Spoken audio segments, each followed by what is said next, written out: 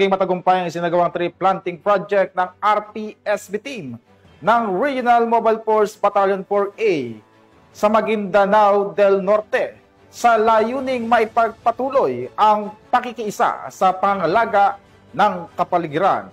Ang magandang balitang hatid ni Patrolwoman Judy Ann Alibo.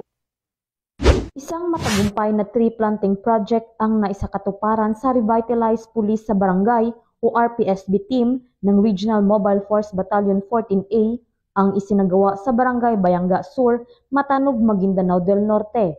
Nito lamang ika-31 ng Agosto taong kasalukuyan.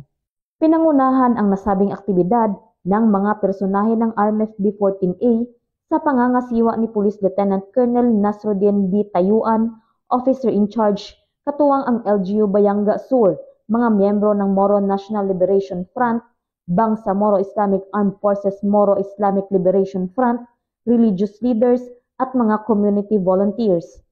May kabuang 450 seedlings ang naitanim sa naturang aktibidad na binubuo ng 200 seedlings ng mahogani, 200 seedlings ng nara at 50 seedlings ng kape bilang bahagi ng advokasya para sa pangangalaga ng kalikasan at pagpapanumbalik ng kalusugan ng mga ilog at kapaligiran.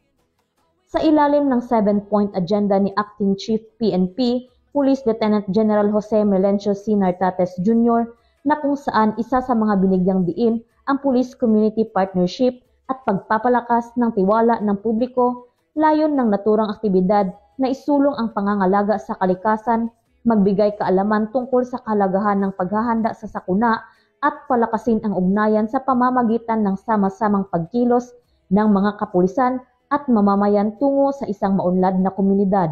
Mula rito sa riyon ng Bangsamoro, ako ang inyong PNN correspondent, Patrolwoman Judy Ann Alibo, alagad ng batas, taga-taguyod ng Balitang Pulis.